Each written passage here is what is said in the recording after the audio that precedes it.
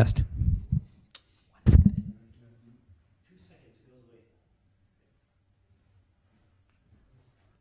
Test.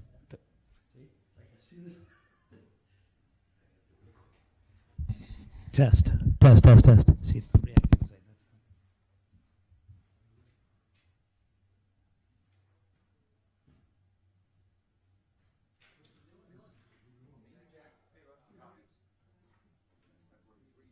I can't see what you're pointing to from there, but I'm.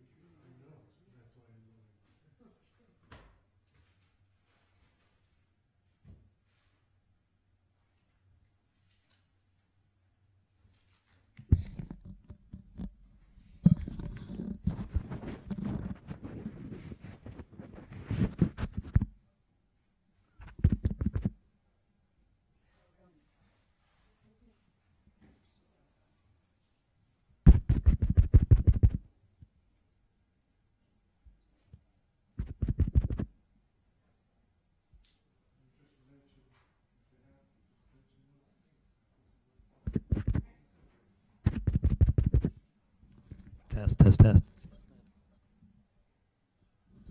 Test. Test. Test. Test.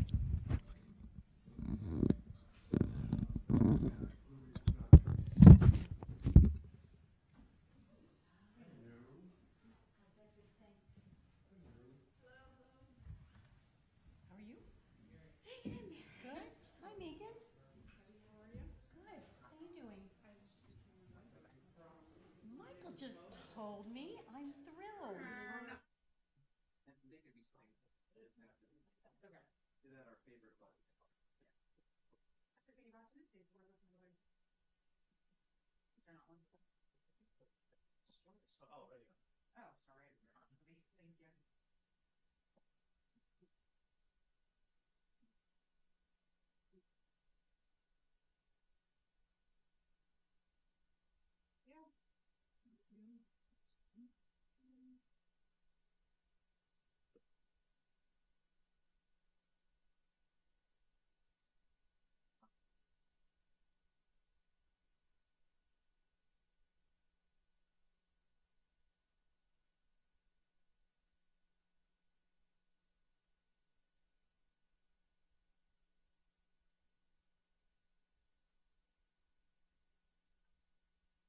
How are you?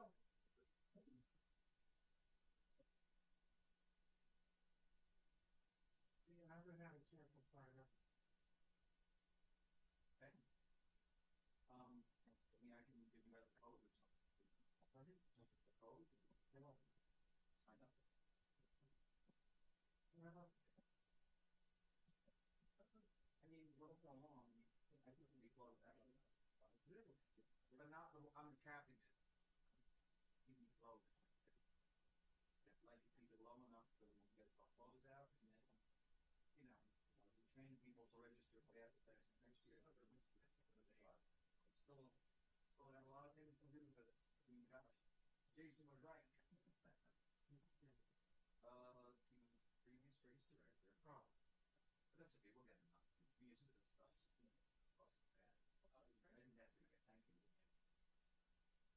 You know, I'm just gonna start it because absolutely. You got that. We've got a 1 mile swim also. It's really warm out. That's what the apple bite it is. I'm just not running it. Like, pretty good.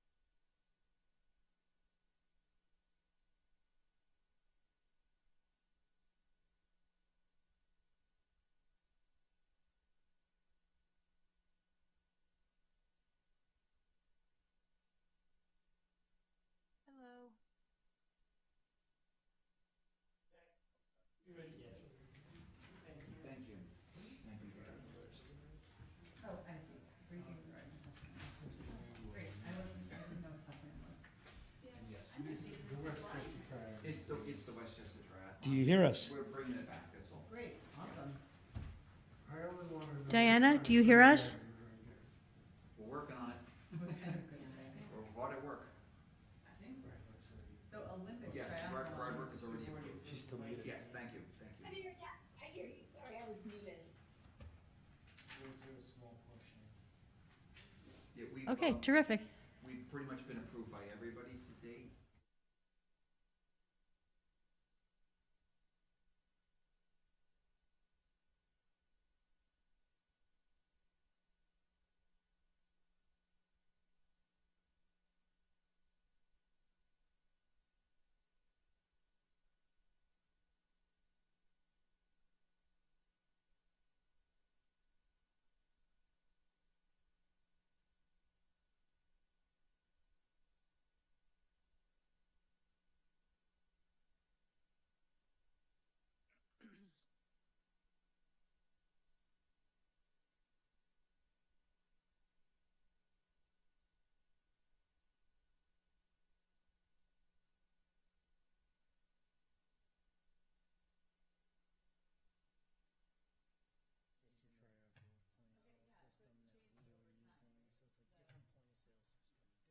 Sponsors have, but there used to be the Westchester Triathlon Committee, which was Jason Tweet and Phil.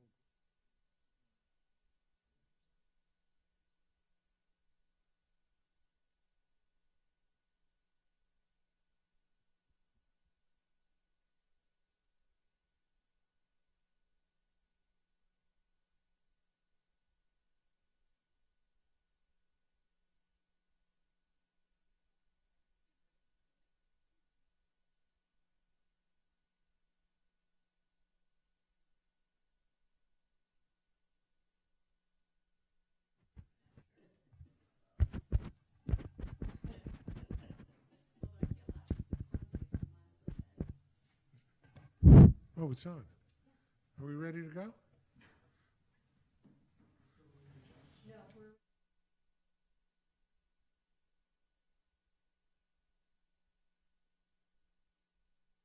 Welcome, everybody, to the Rye-Town Park Commission meeting of February 24th, 2025. Please rise and join me for the Pledge of Allegiance. Pledge allegiance to the flag of the United States of America and to the republic for which it stands, one nation, under God, indivisible, with liberty and justice for all. Thank you. Debbie, please call the roll. Yes. Commissioner Lindsay Jackson? Here. Commissioner Jason Klein? Here. Commissioner Emily Hurd? Here.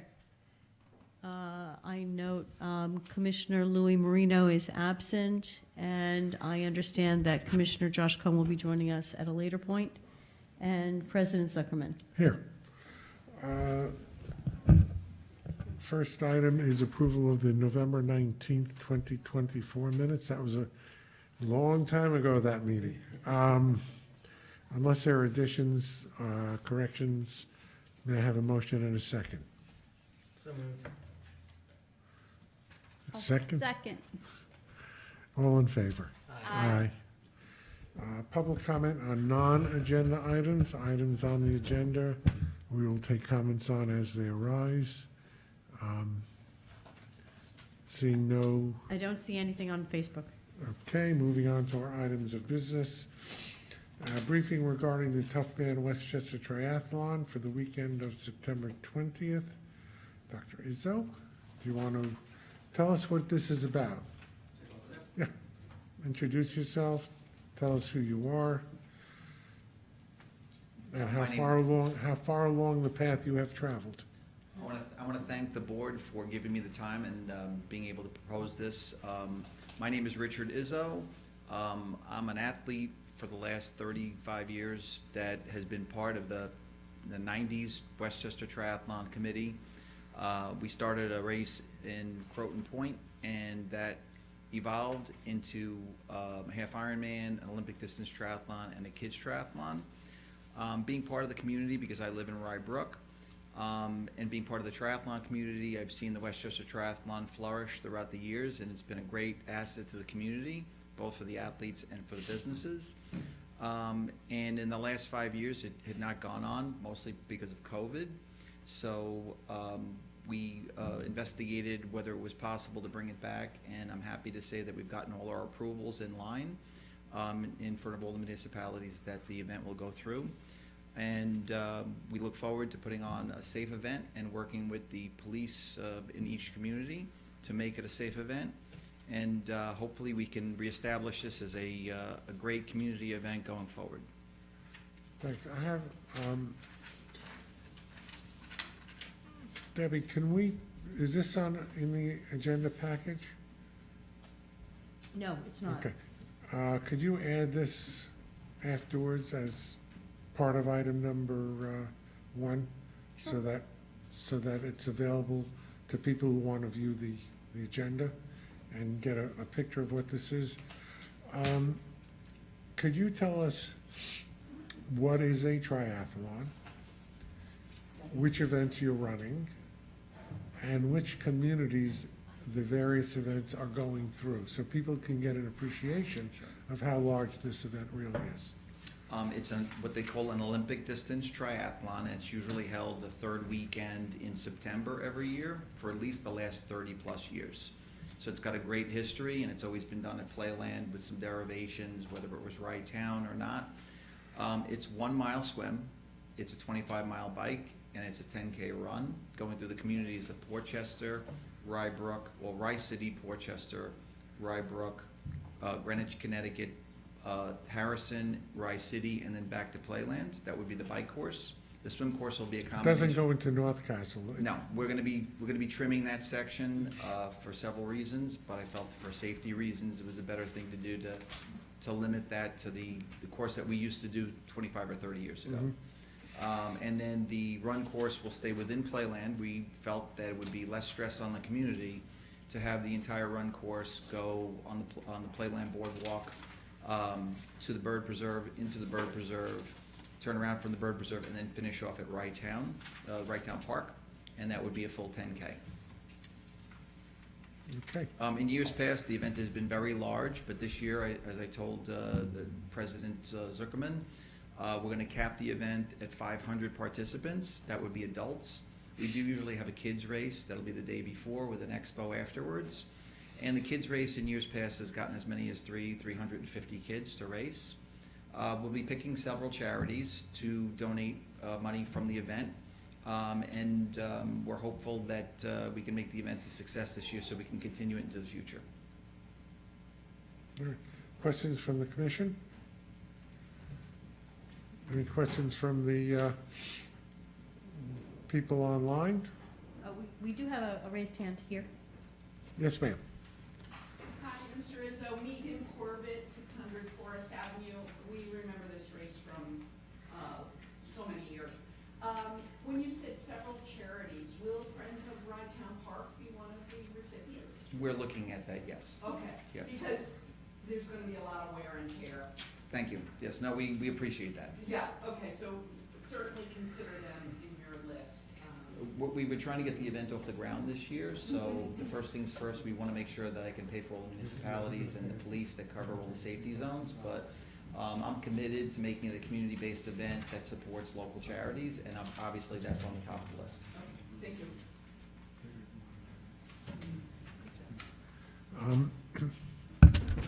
Thank you, Richard. I'd like a motion and a second orally to approve the holding of the triathlon on the weekend of September 20.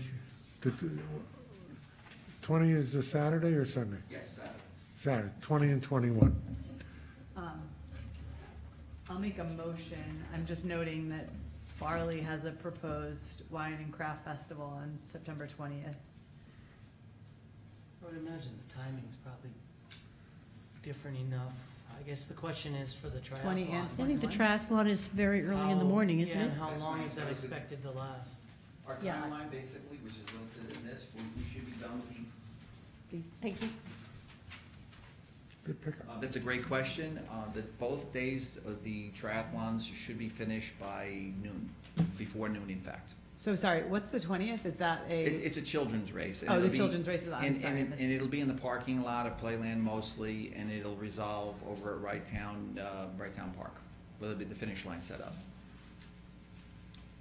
And that starts, say, 9 a.m. Approximately 9 a.m. Yes, that's what we're looking at in our timeline, 9 to 11.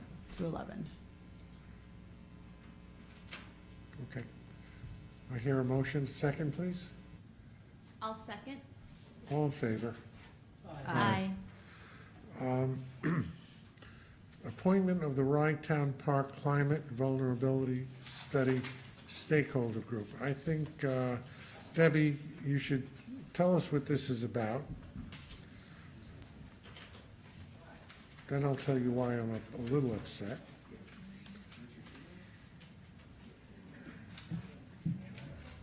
So, Don't try, do. on a number of meetings over the last several months, we've mentioned the fact that Rye-Town Park is one of the inaugural grant recipients. Debbie, for- hold on a second, hold on. Guys in the back? Thank you.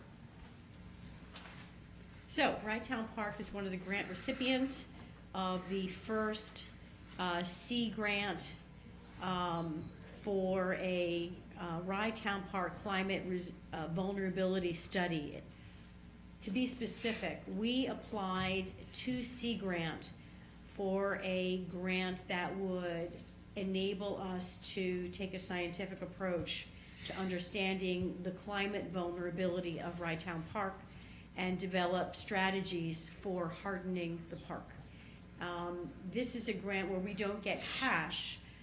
C Grant issued an RFP for environmental engineers and awarded that grant to a firm called Indigo River, which is now conducting this study on behalf of Rye-Town Park. Part of an essential part of this study is to make sure that the concerns of stakeholders is taken into account, and at every step of the way, stakeholders are able to give feedback and guidance to the engineer.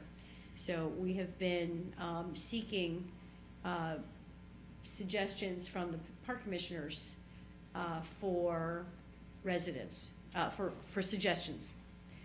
We have 4 people who have been nominated.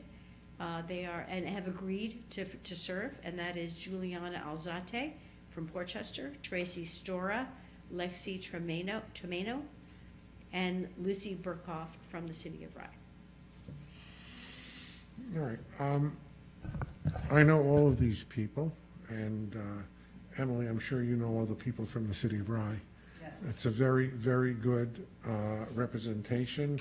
Juliana Alzate from Portchester actually plays volleyball Monday nights at the beach and has a great interest in the park.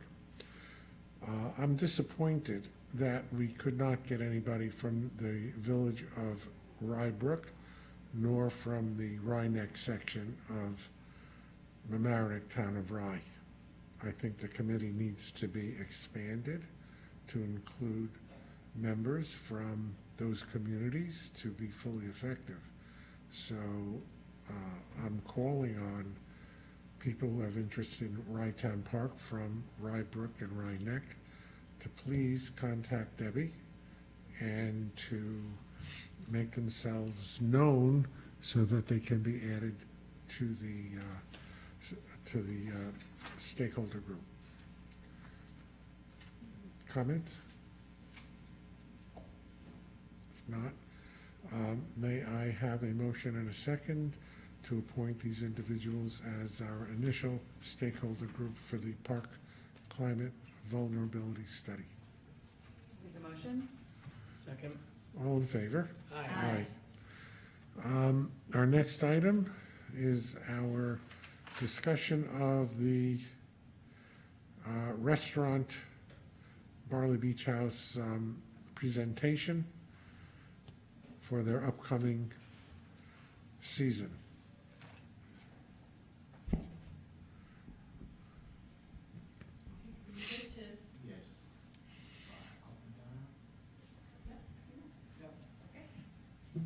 Hello, everybody. My name's Chris. I'm one of the owners and operators over at the Barley Beach House. Nice to see you guys all. Wish you all the best in 2025. I put together a quick slideshow presentation of everything that we're going to be doing at the Barley Beach House this upcoming year with your approvals, as well as some slides of just some things that we're doing now, just to kind of flow through the winter and try some new things out before the summer. So to start out, we're running happy hour now. We're down to, we're running minimal days over the winter. We're open Friday, Saturday, Sunday. And we're running happy hour every day, Friday, Saturday, and Sunday from 4 to 7 p.m. That includes $5 beers, $5 off appetizers, cocktails, and wine. And of course, there's free parking. So no better place with a better view than the Barley Beach House for happy hour if anyone's looking for anywhere to go. And we're running that special every Friday, Saturday, and Sunday. Every Friday we do 50% off bottles of wine all day and live music from 6 to 8 p.m. Fridays, again, happy hour from 4 to 7. So we get a nice little crowd that comes in Fridays for happy hour and live music. It seems to be something that's working out for us. Also, everything you see here today, it's already on our website, so if you guys ever want to go back and take a look at all the specials and the events are listed up on the website. New brunch special that we started this winter, we're trying it out and we're kind of changing it week by week, and we're kind of running a test through the winter, and it is something that we think could be positive. We might actually want to run this special throughout the summer. It's a $55 an hour for $55 for 2 hours of food and drinks. So people could come in, they could sit out by the water, they could, just order food off the menu and drinks and kind of hang out for 2 hours. We're getting a lot of positive feedback about it now, so it's been in our conversations the last couple of days about maybe even opening up earlier in the summer to try to drive the sales and bring in some more early sales in the summer. This is basically the menu that we're running now for the brunch. It's changing a little bit weekly because we're trying stuff. We're adding salads and stuff to keep it more brunchy, not just so much breakfast and lunch. So this is all the food items that you could actually order, and you could order as much as you want throughout the course of 2 hours. And again, this is all on our website, so you could check it out. This is the current winter menu that we're running. Pretty similar to the summer menu. We just cut down some items just due to the lack of business and reduced days. And this is something that we're always constantly changing and adding stuff in, pricing things out for the summer. This next menu here is similar to, or it's going to be pretty much what our summer menu's going to be looking like. So salad, sandwiches, appetizers, a couple entrees, mixed in with the brunch menu too. So I would say this is about 90% complete with the, just a couple changes in price and maybe a couple other items that might come in or out. You're going to decrease the prices, right? Some of them. As the price of eggs go down. This, stop scrolling. The next slide is going to be something that we're going to try at the Northgate this year. We've always tried something different at the Northgate. Last year we did like pizzas and ahi bowls and smoothies and shakes the last 2 seasons. It comes and goes, with the business. Sometimes it's good. Most of the time it's just kind of stagnant. So we decided to take something that we know would flourish in the summer and try to push sales over to that building, that we could focus on it and make it a little bit, more exciting for people. So we're going to do soft serve ice cream. We're going to do scooped ice cream. We're going to do some fruit pops and some dairy pops over there. So this will be pretty much the menu for the Northgate this year. The only other thing that we're talking about maybe adding is crepes or donuts to this menu, just to kind of give it a little extra flair. So you're not going to fire up the pizza oven? Parties, yeah, parties, events. And that brings us to the 2025 events that are upcoming this year. The Easter Extravaganza, we've done it the last couple years. We do basically 3 different events each day. And we're gonna do this the 12th, the 13th, and the 19th before Easter this year. We do a VIP brunch that we do inside. It's a little bit more of an elevated brunch experience. And then we do the pancakes in the park, where we cook pancakes outside for the kids. We have the bounce castles, bubbles, live music, you know, and then we do an egg hunt for the kids. And then in the middle of the day, we do an egg hunt for the adults, where we give out some free tickets and passes to our upcoming 2025 events. Should we comment per event, or how do you? I'll take it, yeah, per event. Go ahead. Sure. Sure. I don't recall the Easter extravaganza last year being multiple days. I know that's an issue that I am gonna have a problem with at all the events, is sort of a, I'm okay with a one-day event, but I don't like the idea of the multiple days, because I think there was a lot of, number one, it's, you know, unless we get some kind of confidence that absolutely everything will be picked up at the end of the day, and then, you know, constructed the next day. I don't like that. And it's not something I'm gonna support. So I would support a one-day Easter extravaganza, but not a 3-day. Okay, yeah, we did run it last year for the 3 days. The setup and stuff for it's nothing crazy. It's a couple tables outside in the park that people, they come, they sit, they eat real quick, and then we throw the eggs out in the park. I believe last year it rained, so we did it on the beach, and the eggs get picked up in like 2 minutes, and we do a full walkthrough, make sure everything's picked up and cleaned up, and everything's usually broken down right after the event's over. And not left out overnight? No, everything gets broken down. The bounce castles leave every day, the tables and chairs, they all get set up each day. I still don't know, I mean, and I'm happy to hear from other commissioners, but I don't know if it's Josh is joining us. diluted. Hi, Josh.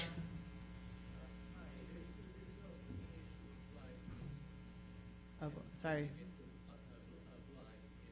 Live music, yep.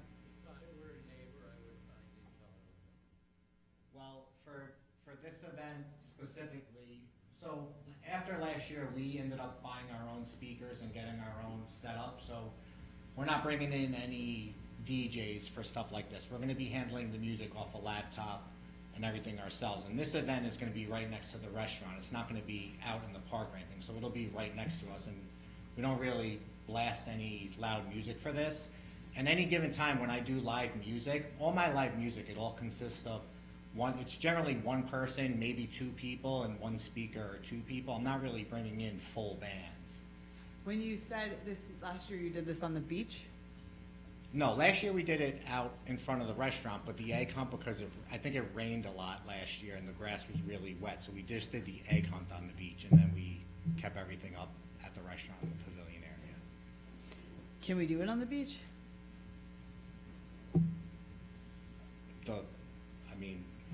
The whole thing? I would probably say, yeah. I mean, I don't really see why not. Is it an egg rolling, or is it an egg No, finding? I mean, you can't put the eggs out until they're ready to be picked up, because the kids just start running for them as soon as they see them. So we generally give them, you know, there's 2 windows, you know, for the breakfast, and we give them a time slot, and we go out there, we throw the eggs out real quick with 3 or 4 of our staff members, and it's 1, 2, 3, go, and in about 2 minutes, they're all picked up, you know, and done. And I believe last year we had, you know, we had a good amount of attendees for every seating. I think that what Josh and Emily are getting at is it's less of a problem. Correct me if I'm wrong, Josh and Emily. Less of a problem with the event being held close to the Barley Beach House, as opposed to moving it towards Forest Avenue and that part of the park. I don't think anybody has an objection to events on the beach or, you know, around the Barley Beach House, around the bathhouse, that area, because it's nowhere near anybody's home, especially if noise is involved. And, you know, the times that I've been to your events on the beach with the DJ, I thought it was fine. Everybody had a good time, and I don't think that the sound permeated. I'm sure you could hear it on Forest Avenue, but I don't think it was very loud over there. So I think that's what the fear is. And I think that what Emily alluded to also is that there was an issue of picking up. Okay, that's, you know, and leaving stuff overnight.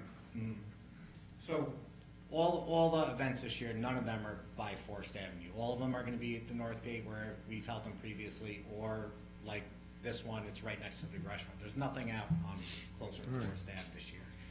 As far as picking up and cleaning up, other than last year's event with the Fall Festival, everything being on Forest Ave and packed up and left there, these events, all these other events, there's really, they're all cleaned Well, I up think after that was each the event most people were complaining about. Right. That and what happened on July 4th. But other than that, I didn't hear of anything. Did you, Emily, Josh? Those are the big problems that we had. No, but I'd like to get the perspective of, I thought I heard Megan Corbett. Mm-hmm. I don't know if you can see you, yeah. I'm here, Josh. I'd like to get the Corbett's perspective on this event, and that will be a guide as we go through. They are close neighbors of the park. Sure, I think it makes sense. Now it's good? Is now good? Yes, yes. Yeah, I have to go over here. Hi, Megan Corbett, 600 Forest.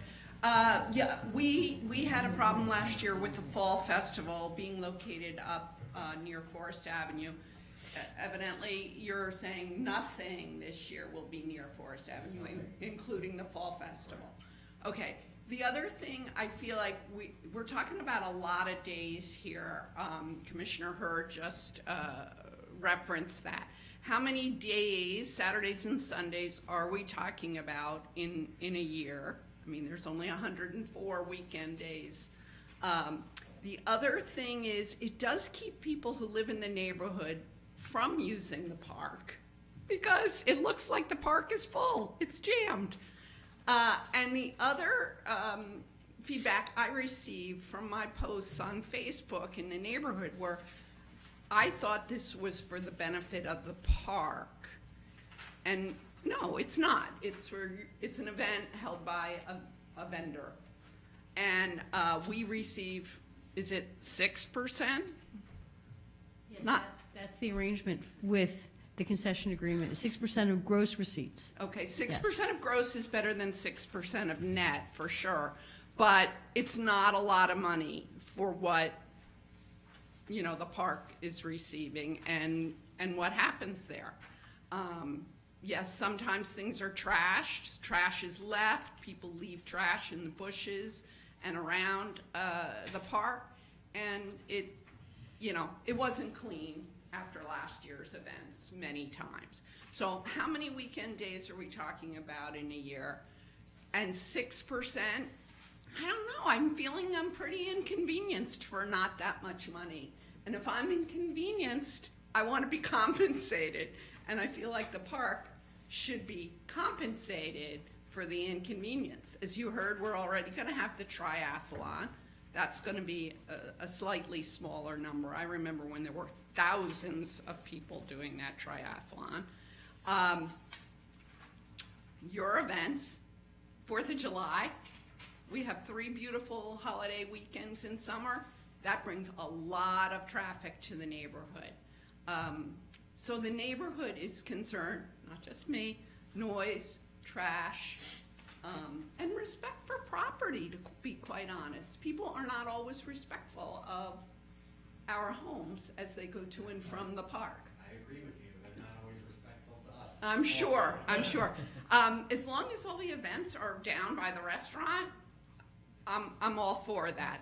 But the number and the number of days would be interesting. Did you just do the math, Commissioner Hurd? I did. Thank you. I looked at I looked at the Rye Town Park calendar and I excluded the 4th of July, and I also excluded all of the events that are inside the Barley Beach House or on the beach, because it looks like during the summer, that's what they are. So this is, in April, it's 3 weekend days, the 12th, 13th, and 19th. In May, it's May 10th. Then we move into Memorial Day weekend, which is the 24th, 25th, 26th. There's no proposed events. There's nothing for June outside of at the restaurant or on the beach. Nothing in July, 4th of July, obviously. Nothing in August. In September, there's Labor Day weekend, obviously, and then they have an event on the 20th. We have the triathlon on the 20th and the 21st. And then October would be 4 weekend days, the 4th, 5th, 11th, and 12th. So, it's really that shoulder season that's more impacted, the spring and the fall, and I think that's when residents really enjoy getting there because there isn't the crowd of the beaches. And I get that's probably intentional in order to draw people to the restaurant in that sort of shoulder season in the spring and the fall. I still really don't like the idea of sort of these long extravaganzas, covering multiple days. I love the idea of, the Easter extravaganza on a Saturday or a Sunday. I even would be okay, I think, with the idea of it being on 2 Saturdays, but, I don't know what to I'd like to say one thing too about Yeah. multiple days. Just kind of to hop back on, to give an example of it, the first year that we tried the Fall Festival, we did it one weekend. It rained that entire weekend. We take a huge hit, between the staff and purchasing everything, and forget about the time spent getting it put together and organized and putting it up there. It rained, we took a wash, which is why last year we said, okay, if we're gonna do this, let's, give us the opportunity to come in, be successful, really see what the event can do. If people are going to be interested, not interested, can it hold out all season? Would it be only worth it for half the event? So last year we did it for 4 weeks. It was good for the first 2 weeks. The other two, if at best we broke even, but for an event like that where we're purchasing thousands and thousands of pumpkins, we kind of need the opportunity to be able to sell them, and a lot of times people can't make one day, so having another day is better. And then for an event like this, and for multiple event days, but besides rain days, if it rains on the 12th, we could always tell people to come on the 13th. If it rain, sometimes it might rain that whole weekend, and then we could still have the opportunity to say, okay, you guys can all come on the 19th. So it does help us to have the multiple days. For sure, because if this was to be a one-day event, I don't honestly think I would run it, because I would need to have a rain date scheduled at some point too, which then I'm having multiple days And you anyway. can't just have a rain date, like it's the 12th, and if it rains, it's the 19th? It's again, I could do it if it's one day. It's one day. That's fine. Yeah, I would need a rain date, so I would need at least 2 days for it, but. Yeah. For the same thing for the Fall Festival. If the Fall Festival, if it's, for 2 weekends, if it's going to be a problem to have it 2 weekends, I'm not going to run it. It's imperative. In October, there's no business for us. It drastically drops off. Last year, the Fall Festival, it got us through October and November and probably half of December. So just to make a point, the revenue that the park received from these special events was about $14,400. My biggest problem outside of neighbor complaints about the noise was the lingering items in the park overnight and for 4 weeks, looking at orange fencing and palm trees and pumpkins, and if there was a guarantee that everything would be picked up on the day of the event and returned the next day, if there was a follow-up day, that would be more palatable, but it was an eyesore. The most beautiful time in the park is when the leaves are changing, and there's this huge expanse of trees and grass and lawn, and that was just totally interrupted in my mind by all of the stuff that was left every week for 4 weeks last fall. So to me, that's a non-starter. So if there's, that's just my perspective on the multiple Yeah, time events. listen, I totally understand, and like I said, we try to do whatever we can to bring people to the park. It is a beautiful park, and, I like to utilize it and bring people in and see what works for the restaurant and for the park, because I do believe a lot of stuff that we're doing, it's not just for us. I mean, this is a kid event. I mean, we go out there, we buy Easter eggs, we're not charging an arm and a leg for them. It's good for parents to come in. Kids are free under 3 to come in and eat. So we do a lot. And as far as, if we take the fall festival out of last year's events, because I get it was by the road, the setup was there, it was 4 weeks, it was long. I've never had an issue with there being a mess in the park. I stay after every single event and I walk through the park, and I always call Russ to find out the next day to make sure things are clean, in the morning, because sometimes we're cleaning late at night. So I get it, I understand. But by no means do I feel like we ever leave the park a disaster, because it's always priority for me to make sure that everything's picked up. Yeah, no, I'm not, you guys do a great job. I'm not suggesting that there is garbage left. I didn't experience that. It was just the Setup and Setup, everything, yeah. how it was left there, which I understand. And for the fall festival this year, I do want to move it towards the north gate, because I am respectful of it being out by the road. We thought it was a good idea to keep it over there, to let people see it as they're driving by, to come in, to bring them into the park. But I think it could be better on the other side of the park anyway, by the north gate building, if we bring people down there. So I don't think you'll be able to see anything from the street, and I don't think it'll be a disturbance. Can we perhaps settle on the Easter extravaganza being 2 days? That is, 1 day on one weekend and 1 day on the next weekend, and the fall festival being 2 weekends? The fall festival is 2 weekends right now. It's the first 2 weekends in October, Saturday and Sunday. Okay, so that's far better than 4. Thank you.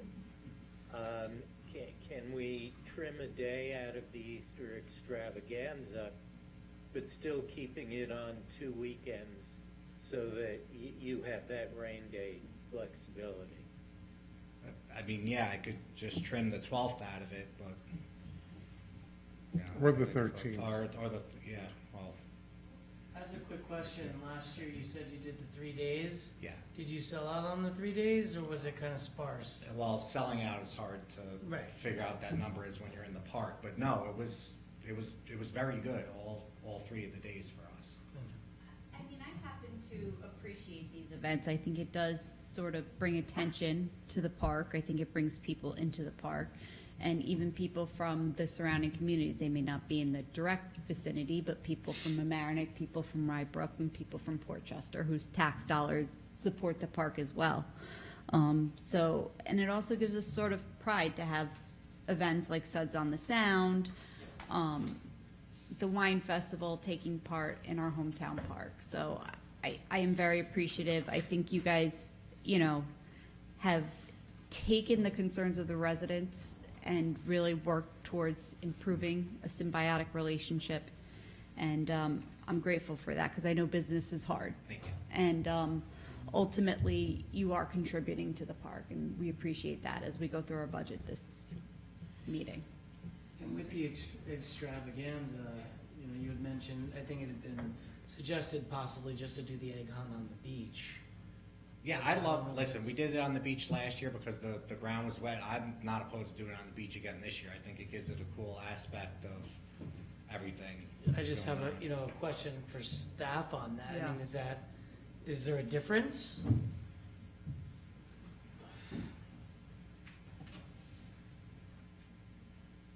I would prefer, if the conditions permit, if the conditions allow for it, that the ground is not soft and really sodden, that the Easter egg hunt, it's not a hunt, there's no hunting involved. They scatter things, the kids, they drop the rope, the kids go and get them things. So these are relatively small plastic eggs. Some are filled with toys and some are filled with candy, all right? If we throw them on the beach, they're inevitably, there's gonna get sand kicked over them, and there's no guarantee that we can recover them all. When they're on the grass surface, the ones that get missed, we find them, and we can easily pick them up. So, Are you telling me you eat all the candy? Don't tell the kids. that's right. I don't know if he's looking for the candy or So the it's- toys. Exactly. So just from, I'm guessing candy. for an environmental perspective, you know, I would, because there's so much, it would be so much easier for them to get hidden in the sand. So, but look, if, you know, if the conditions don't allow for it to be in the park, then we have to do it on any given day on the sand. We'll just try to, you know, we'll try to keep it contained best we can and run the beach rake a couple more times but I don't think the beach rake can pick those up. The tines aren't big, you know, they're small. Pretty sure. Is that at the same time as the daffodil highway is blooming? It's usually around that time, I feel like. What's your date? The daffodil highway? 12th, 13th, and 19th. Of April? A little early? Yeah, It might okay. be a little bit up. Certainly the shoots will be up, but Mhm. not, you know, they won't be, they should, probably won't be in bloom. I mean, either way, it sounds like, you know, if it's not on the beach, it sounds like there's certainly an opportunity to move it away from the road. And It's not. It already it's sounds it's like- nowhere near the road. yeah, it It's sounds right like by the restaurant. We the go DJ right and out the everything is- restaurant, right by the path. And Right. again, the speakers, it's 2 speakers, which are probably smaller than anybody brings to the pavilion when they set up for a party there. And you'll face them away from Forest Avenue. Yeah, and it's faced in. Nothing's gonna be out pointing towards the road. Everything is right outside the restaurant. Right, I mean, and, you know, like Lindsay was saying, you know, from sitting up here, you know, and having been to these meetings and having heard the concerns of the residents, you know, it sounded like last year was really bad, like for people who live there. And it does sound like you're taking into concern, you know, you're taking into consideration those concerns. Yeah, absolutely. You know, I think it's been heard. Yeah, is last the year, sense I'm when getting. everything was going on, like, it was our first year doing it, we were trying to get the energy up and the excitement up, so I'm sure things were a little, you know, out of whack. The first day we had the DJ, the first weekend we had the DJ, he was gone. The second weekend, we didn't have him anymore. We got our own stuff, set up our own computers and everything, so we didn't have to deal with that. I would have moved the event, but the problem is that when I file stuff for these events, the liquor permits and everything, it's all filled out, sectioned to the park, how everything lays out. It's not something that could just be picked up and moved. It's a lot of work that goes behind it as far as the setup of the events go. So maybe you can detail some, just for, you know, the public's edification, detail some of the changes you're making to keep in mind the concerns of the residents at all the Well, events. yeah, I mean, I run all the events pretty much the same. I try to make sure everything's safe. I try to make sure, you know, we always have enough security. We use Green Mountain Concert series for our security. It's one security guy for every 70 attendees at my event. So I'm basically coordinating with them, and then I'm in touch with Al Green from the police department, who's in touch with Michael Cohen about the events, and we discuss all the events. And I'm in touch with those guys up until the day of the event, giving them the head counts and what's going on with it. You know, so we have our own security. You know, the police is there for the events that they feel the need that they need to be there for. I have my staff there, and it's, you know, we just kind of put everything. All the events are different, so it's kind of hard to explain them all at once. But you know, we've never had an issue with any of the events, other than, again, like the fall festival last year, where I get it, the music was loud, the setup kind of was a sore eye in the park, even though it was beautiful when everything was up and going and the pumpkins were out and people were there. Like, the vibe was good, it was nice, you know, and I think it's imperative that we keep stuff like that and outdoor stuff going like that. I mean, it's a beautiful park. It's a shame if it's not going to be used. You know, at some point when we started, you know, at the restaurant, you guys had somebody that was trying to do events in the park. We're doing them.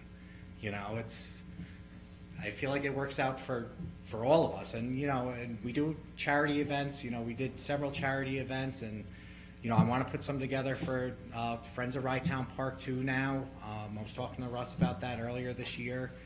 So, again, I think it's you know, everything seems to be going in the right direction, and we're getting a lot of positive feedback on these events, and we're building followers and people that are coming back to everything that we do.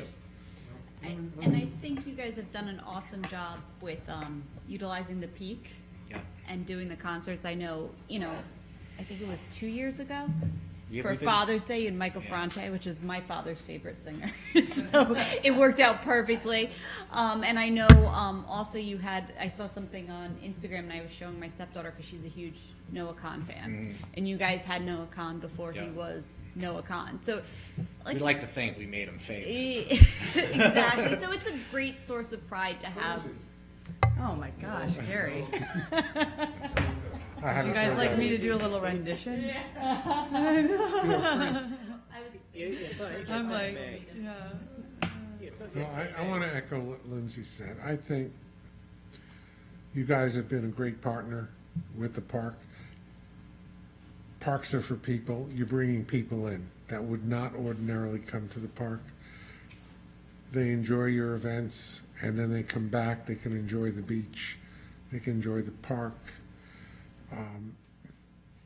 You know, there have been glitches, as was pointed out, in a couple of instances, and I think you're making a good faith effort to address those glitches so they don't happen again. Not that there won't be other glitches that we are unforeseen, but the ones that were last year, you've taken steps to address, and I think that you know, everybody enjoys your presence there. I think that it's a whole different atmosphere than the restaurant occupants that were there previously. And Gary, if I may. yes, Joss. I don't think everybody enjoys the presence. I too am pleased with Barley's efforts, but I would like, for instance, with respect to the Easter extravaganza, to hold it to 2 days and not 3, in deference to the fact that the neighbors and others who are happy with a passive park can enjoy their neighboring park or coming to a passive park. And I'd like us to be considering that as we go through the schedule of events.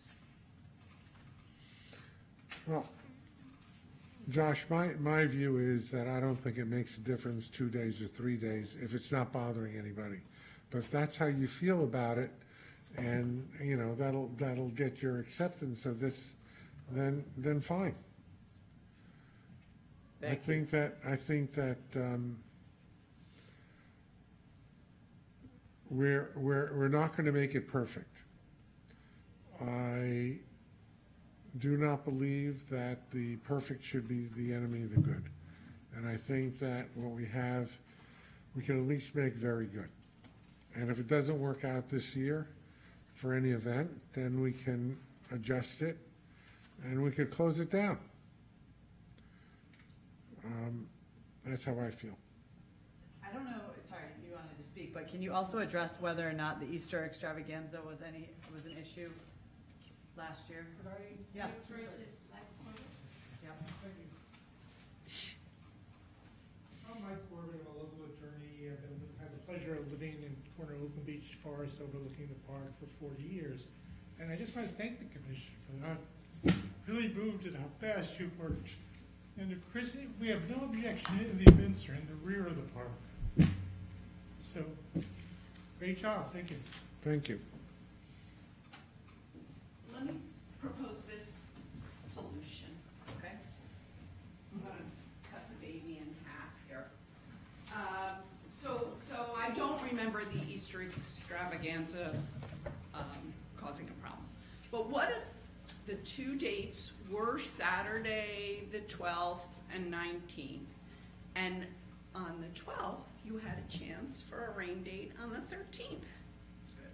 When you're talking about the weather, you can't really predict it. It's no different than it being the Chris, 13th and the I'm probably older than your mom. I've done events for more than 20 years. Sometimes it rains and sometimes it doesn't. And there's costs and planning involved. I understand this as a entrepreneur and a restaurateur, you take these chances. And you could just say, hey, I'm only gonna do it one day and hopefully the weather's good. Right. So I'm offering you 2 Saturdays with a rain date of Sunday. If you're not willing to concede that, I'd understand. She's No, awful. it's not, I I wouldn't don't want you to be- think I'm not willing to. Listen, I'm here to give you guys. They're gonna I'm- decide. Guys, enough, stop, enough.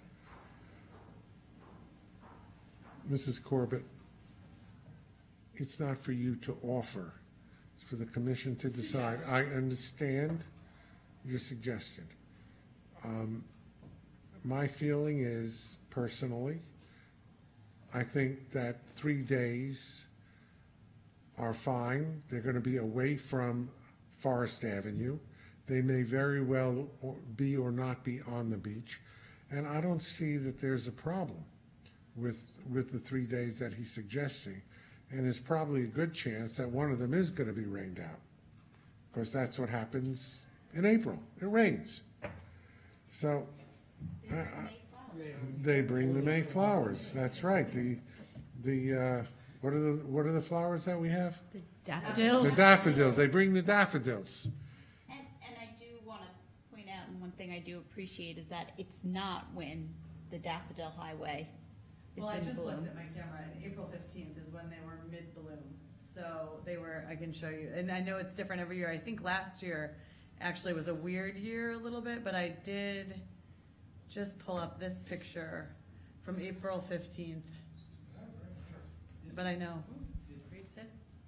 It's sort of, There's no conflict here, because where Chris holds the event is It's down not by in the what they call the Fountain House, that little pagoda that's right down on the field, down in the lowest part of the grass field. It's on the other side of the center drive. It's not even remotely close to the daffodils.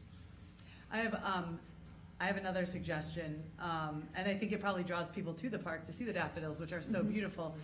What if we approve the April-May events and look at the reviews of the April events before approving the October Fall Festival? Oh. I mean, that is a prudent solution. However, I would argue that it is a business, and I'm assuming that you need some lead time to market. I need a lot of lead time Time. to market it and to get all the approvals from the SLA and for the liquor licenses and the permits and everything. And- So I am already running, like, even for the beer fest, I'm behind on that because the meeting has been pushed and everything, so.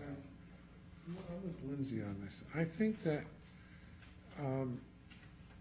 all of these events have been basically held before. There's never been a problem except for the ones that we've spoken of. And Chris has addressed those problems. The events are being moved close to the beach, if not on the beach. And I think we ought to give him the opportunity to run the business, which is, after all, a partnership with us. You know, and the residents, I understand that some residents may not want all of this activity, but it's not every weekend, as Emily has pointed out. It's not all the time. And I think that if we give them the chance, then we'll see how it goes. And if there's a problem, we can say no at any time. Well, not if we approve it right now. So he was just saying that Well, he's approving. no, I disagree, Emily. We can approve it on condition that we don't run into the type of problems that we ran into last time. A conditional approval. I don't think there's gonna be a problem.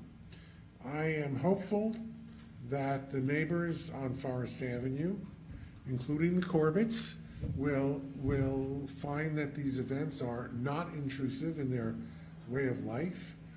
And I'm sure that they will let us know if they are. So, That you may have no doubt. Mrs. Corbett, we have no doubt. And I just want to hear that everything will be cleaned up after every event, Yeah, every single day. Absolutely. These events, I think this is our 4th season for running every single one of these events, with the exception of the Fall Festival, which last year was really our first year doing it. But like I said before, it's always priority. And you could ask Russ, he's at, you know, he's the guy on site all the time. After all my events, we stay, we clean up, and sometimes we're there really late at night and it's hard to see, but we're back there bright and early. I have guys that are there 5, 6 o'clock in the morning cleaning up, making sure everything is up and out of the grass. I don't want to leave garbage anywhere. I don't want that to be. I don't mean garbage, I mean. Anything. Yes, okay. Setup. Yeah. Equipment. I can't leave anything out because it gets destroyed. You know? Yeah, All right, are we ready to move on, Sure. please? I think everybody feels satisfied. Okay. Yeah. I'm not gonna ask for a formal motion. We understand what the situation is. You're running events, and we're gonna have oversight. And Russ will have oversight. Right, Russ? And if there's a problem, we're looking to you. Your butt is in the sling, if you will. You won't be bribed by Easter eggs and Gary, candy. I right? believe it does, the concession agreement says that I think the commission does have to Thank vote. you. We can vote next month if you want to review the agreement or check with Jeff. It But- says what?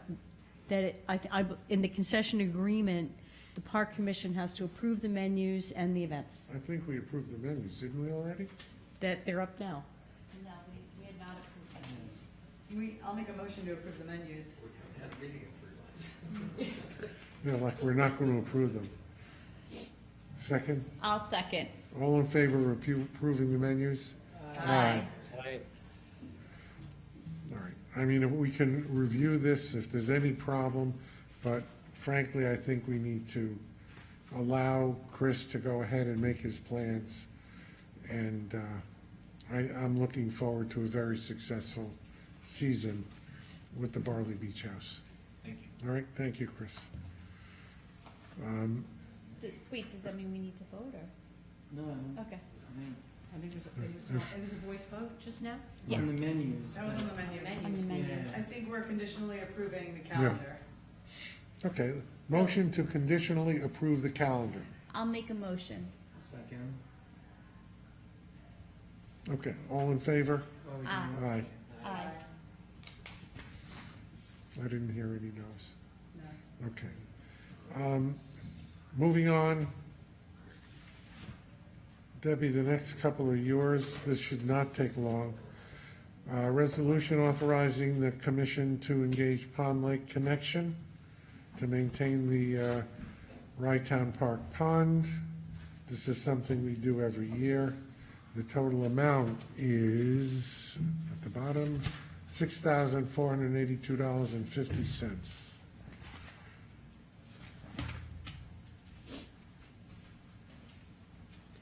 The only change is occasionally, if you recall, several years ago, we had a DEC provided, funded grant to eradicate invasive species, which was enormously successful. That was a 3-year grant. We have been free of Phragmites pretty well. Our staff has been maintaining. We need another shot of Phragmites removal, so this proposal contains that. But other than that, it's the same as every year, All right. just with the Yeah, and modest increase. And are we not applying for a new grant?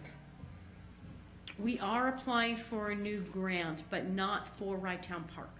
Oh, okay, The grant that is open right now is very small, okay. and it's, Okay, motion and a second, please.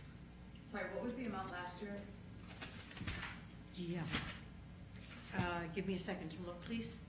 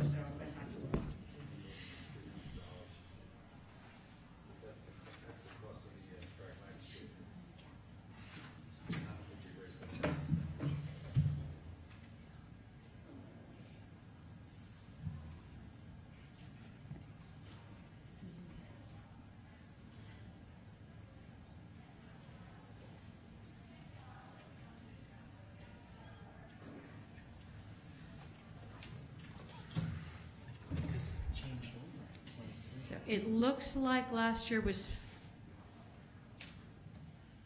$4,870.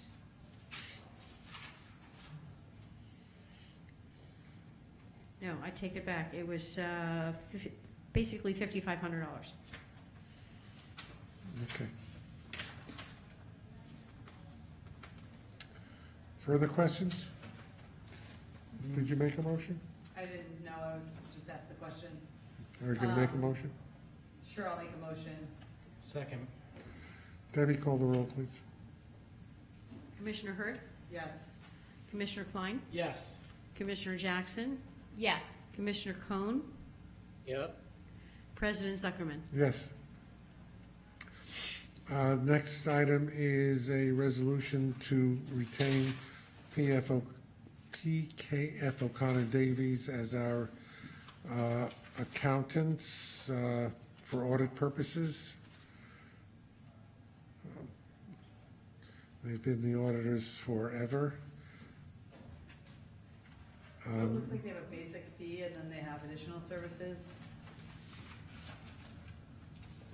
Yeah, Debbie, what is, was the fee this year increased? 4%. Okay.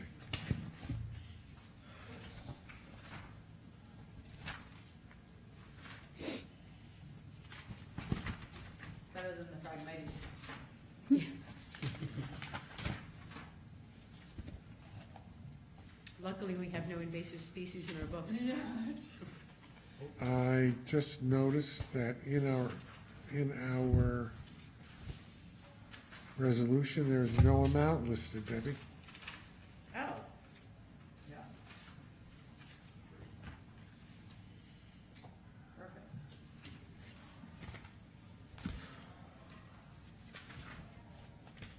Well, if you look at the budget, This is an annual 4% increase? yes.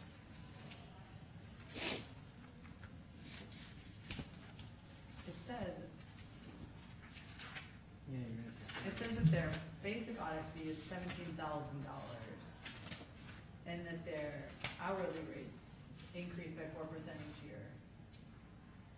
But I'm not sure about the, Debbie, do we need to do this month? No, we don't. Let's put this over, Okay. redraft this appropriately.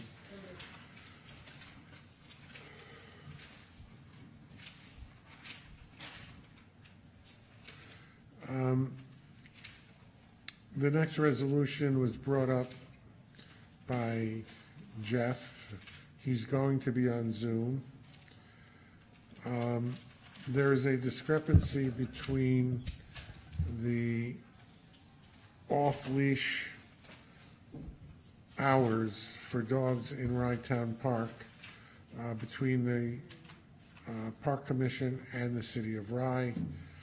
And Jeff has advised that the two should be the same. The danger is, of course, that if somebody gets hurt by a dog in the time where the City of Rye has not allowed off-leash dogs, and yet the park has, that would be problematic for the park. Jeff, are you on? Yes. Do you want to talk about this, please? Section 76-5 of the Rye City Code indicates that during the hours of 6 a.m. to 9 a.m., dog owners can run their dogs at this designated area in Rydtown Park, which is demarcated by a map that's made part of their code, which basically is Forest Avenue, Rye Beach Avenue, and the Duck Pond area, an area bounded by that. And so I just feel that we should be in conformity with the Rye City Code. how did this come up? Were you reading the Rye City Code? Rye City Code 76-5. Yeah. My question is why and how did this come up? why and how did it come up? Well, we've had some incidents at the park. Russ wants to speak. Because my suggestion would be that we speak with the Rye City Council about amending the Rye City Code to conform to our off-leash dog policies. Okay, well, this came up because we, at the request of some people, we extended the off-leash hours during the off-season to take it from 6 a.m. to 10 a.m., all right? But so now that's out of compliance with the City of Rye Code, all right? And in recent days, as I'm sure you know, there have been numerous problems with off-leash dogs, not in the park, but around the City of Rye, and there've been and the police have been contacted. There have been injuries and so on and so forth. So we felt, the park felt that unless the City of Rye is willing to change the code, that we needed to be in compliance because they govern it. I think I'd like to take this to the Rye City Council. That's fine. However, in the end, until it's changed, I think we need to be in compliance with the city code. Nothing's happened at the park, though. No, That's beside the fact. Elucidate you on one or two incidents that have happened at the park. Like in the last couple weeks? Recently. Mm-hmm. What's happened at the park? I think, Emily, I don't have a problem with your suggestion of talking to the Rye City Council of amending their law. But I think that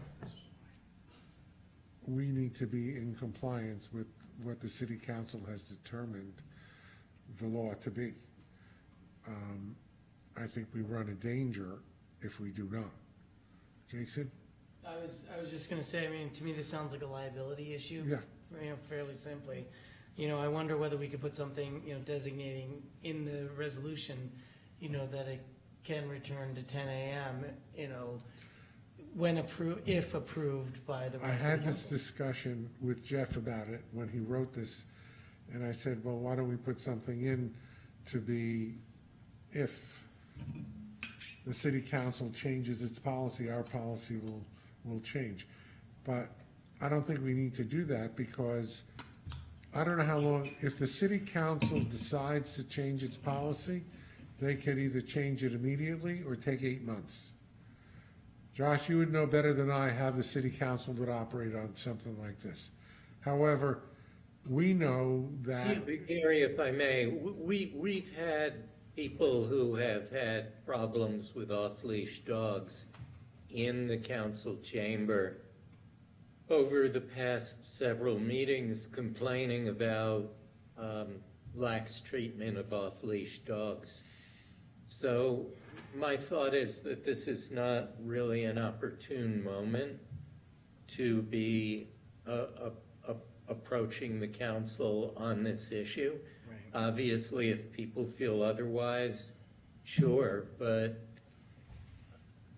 among Rye residents, there certainly has been some movement to restrict off-leash dogs, not in the park, but generally. No, I'm in agreement with you, Josh.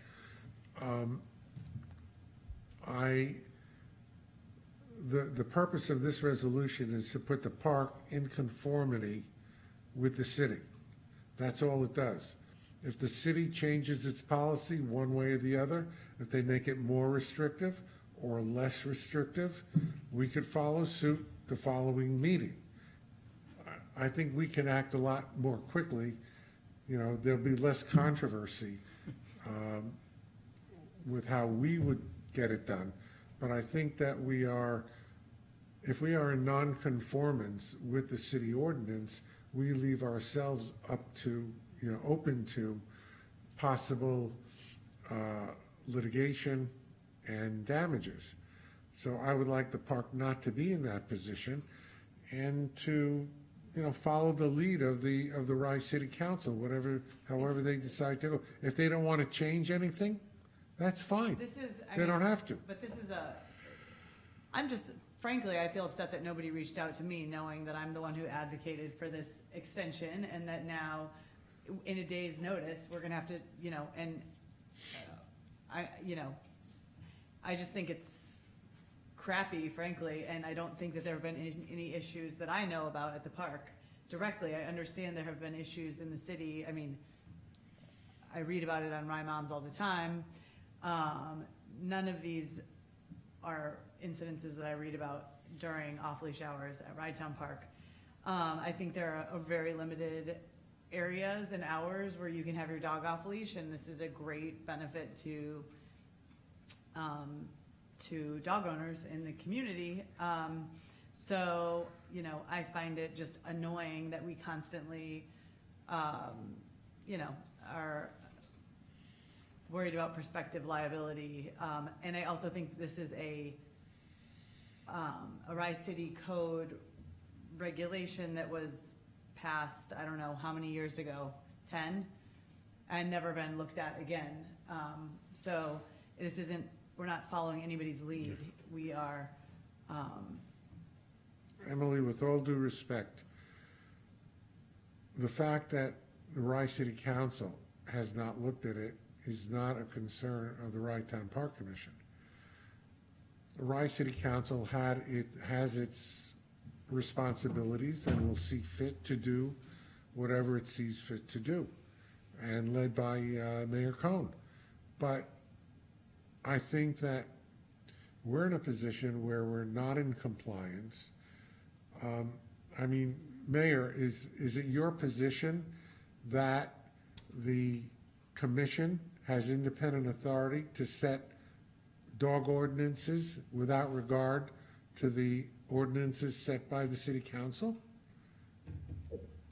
That's not my position, Gary. I know. I was being rhetorical. I would encourage Emily to come to the council, come to the next council meeting, state the case as she stated it, and let's see if we can get to 10 o'clock just for Rydetown Park. I mean, I have been walking my dog, I think, or had my dog in that area in April is going to be 11. So for quite some time. And I was in favor, and still in favor, with having it till 10 o'clock. I think that's reasonable in off-season hours. However, I think I also separating someone who has a passion for dogs, has a passion for utilizing the park, has a passion for having her dog utilize the park, and being a fiduciary of the park, I think we have to act in the most prudent manner for the time being.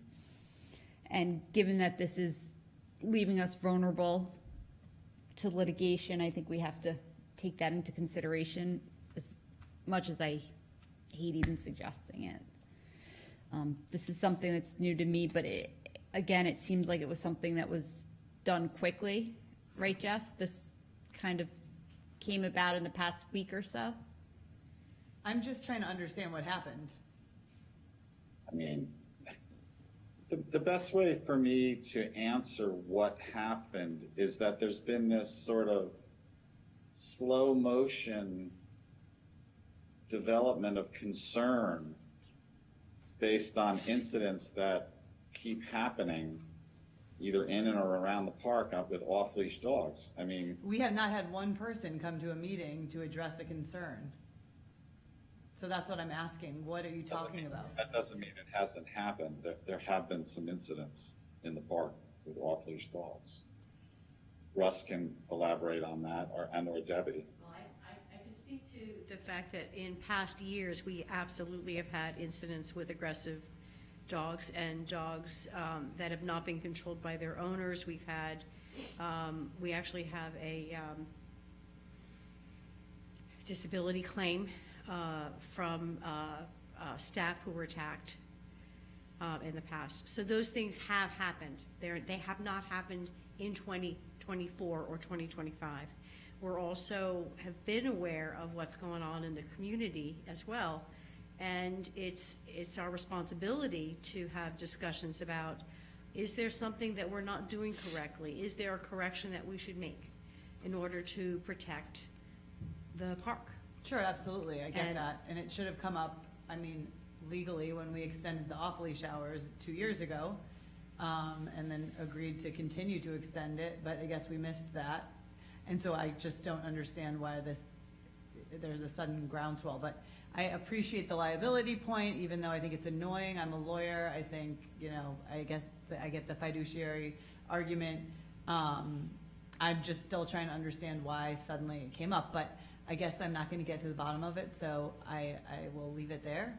I'm happy to go before the Rise City Council, and I'm curious to know what the enforcement will be, or how this will be sort of noted to off-leash dog park users. Well, we're going to need to put up signage and inform them. And other than that, we are not changing our staffing policy. So we have who we have, and we have heard loud and clear from the Rise City Police that this is not an area where they are interested in participating in enforcement. So we're on our own.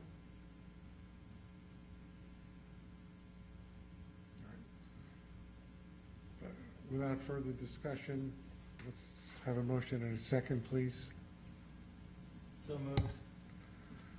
I'll second. All right. Debbie, call the roll. Commissioner Jackson, Yes. Commissioner Klein, Yes. Commissioner Hurd, No. Commissioner Cohn, Reluctantly, yes. President Zuckerman. Yes. Thank you.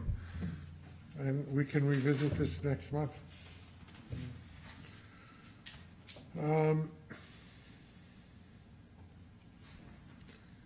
Resolution to authorize retaining Tony Casal to regrade the beach at Rytown Park for the 2025 season for a fee not to exceed $20,000. Debbie, you want to talk about this? Yes, at long last, our grant for restoring the beach has run out. We spent all the money last year. Actually, it was by the requirement of FEMA. So we're now back to our annual preparations for the beach season. We issued an RFP. We have 3 proposals. The most competitive, the lowest responsible bidder is Tony Casal Inc., which, interestingly enough, is the contractor that did the beach replenishment, so they know the drill. And their proposal is actually slightly under $20,000, but close enough that I thought it was only fair. I just rounded it. So that's where we are. By the way, it's a better price than we've gotten in years. So. I remember once we spent like $35,000 for this. That's right. Okay. Any questions? Motion and a second, please. I'll make the motion. Do I hear a second, or do we not regrade the beach? Second. Debbie, please call the roll. Commissioner Jackson, Yes. Commissioner Klein, Yes. Commissioner Hurd, Yes.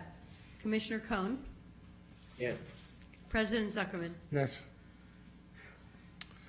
Okay, now we get into the budget part. Resolution to authorize the implementation of season permit, daily beach, parking, facility rental fees for the 2025 season. Gary, can we discuss? Yeah, sure. I do have a couple of questions following from questions that we asked Debbie, Emily, and I, and Debbie responded. And so with reference to Debbie's responses, we had asked why we do not raise the non-resident weekend and holiday beach fees. And we'd raised the question even when we were bound by the 2X requirement, because we could have done so within the 2X requirement. And Debbie answered that I suppose a loan had looked at a 20% increase and had not come back with a consistent trend, and therefore felt that we shouldn't raise. But my question would be, well, why don't we, as we have done in other cases, raise it $1 or $2 per person, and try to take advantage of our ability to increase non-resident income when we find ourselves now persistently in a situation where, though we're shooting for break even or better, we really don't come out with margins that seem to resist the seasonal risks that we face, and we come out deeply in the red anyway, which to me means that we should be trying ever harder to get to black. And with that in mind, I'd suggest that we raise these rates $1 or $2 per person per time. Which rates are you talking about, Josh? Daily rates? Non-resident weekend and holiday rates. So the weekend is 20 and the holiday weekends is 25. You're talking about the daily rates? Yeah. Okay, and the daily A fees. loan looked at 20% increases, and he didn't. I understand that the model. I apologize for The model interrupting. produced ambiguous results, but I think we can go with $1 increase or a $2 increase and take that chance and try to just do a little bit better. And really in conjunction with that, I would ask, because I don't understand, we were told that outliers were removed from those calculations statistically, but there was no reason given for the removal of outlier years. And my understanding of statistical analysis is admittedly slight, but I do know that you don't eliminate outlier data unless there's a good reason to eliminate outlier data. And no one has shared that information with us. So we're talking about, let me make clear, we're talking about beach rates, correct? Non-resident holiday and non-resident weekend beach rates. So are you're proposing that instead of $20 per person on the weekends, we charge $21 a person? Or 22, if we want to take that chance, I would, or 26 or 27 on the holiday rate.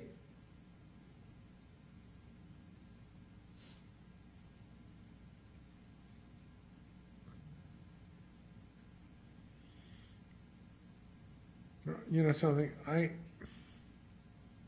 don't know that we have any proof one way or the other. This is not a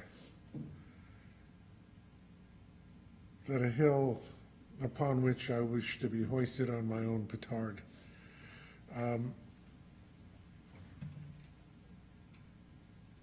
Okay, we're gonna leave.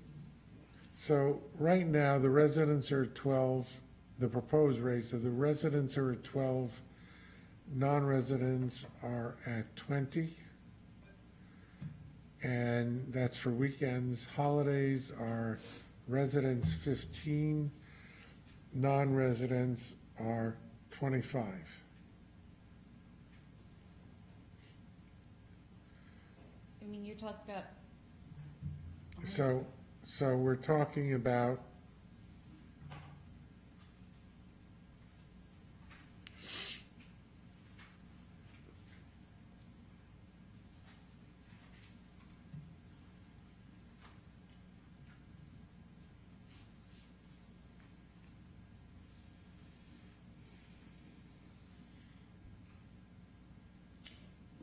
you're talking about for a family of $400 to go to the beach, and I don't know how much revenue that's really going to increase. I mean, I'm worried that once they see it going above 20 for a weekend, I know the holidays are 25, but we only have 3 of those. Memorial Day, July 4th, and Labor Day.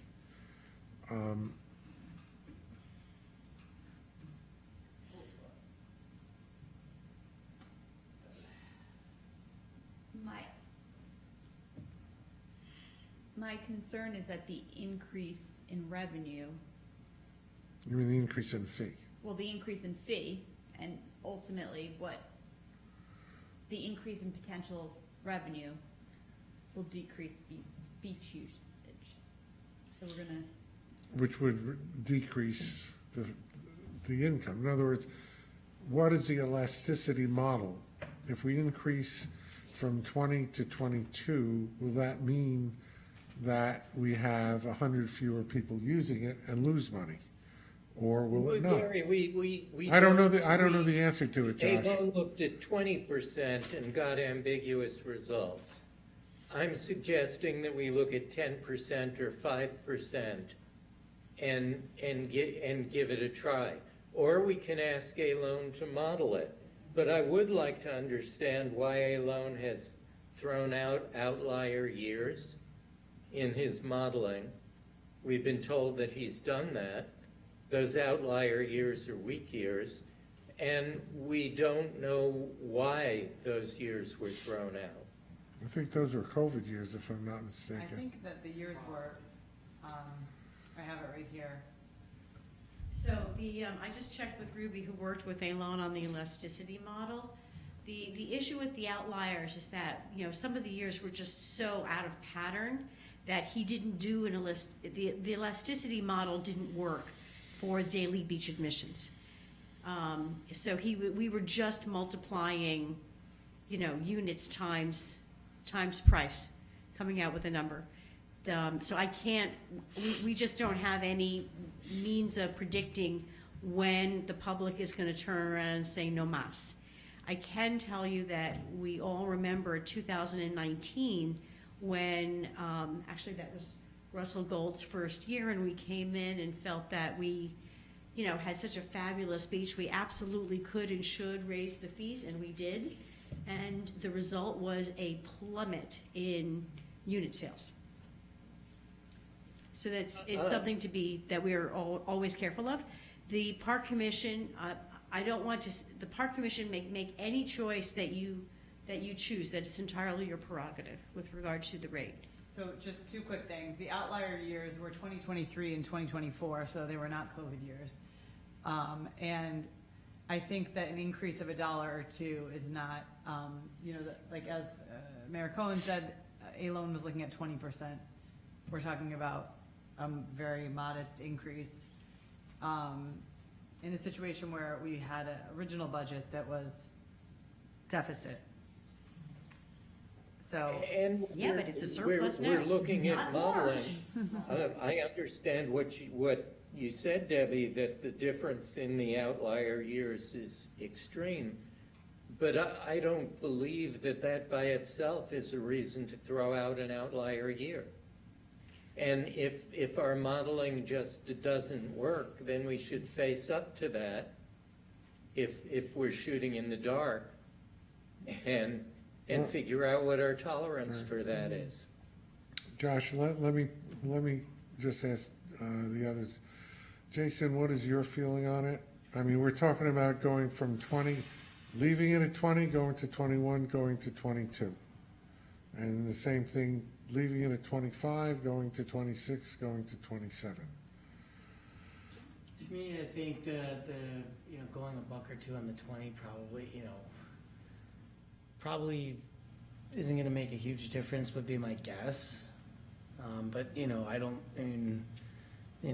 that to me seems minimal. When you start to get from 25 up to 27, I think people maybe balk at it more, but it is holiday weekends. But again, like you say, it's a question of, what percentage of people are you going to lose for that extra $2, and does it become worth it? Are you going to make it up elsewhere because, prices are staying similar, among the residents? I mean, I don't know the answer. I don't know the answer. Nobody knows the answer, but Josh is kind of adamant, Emily's kind of adamant on that, so, we'll increase it, we'll see what happens. The one thing that I wouldn't do, though, is change the estimate of the income in the budget. Increase the rate and just see where it goes, leave the budget is at a slight surplus, I believe, Debbie?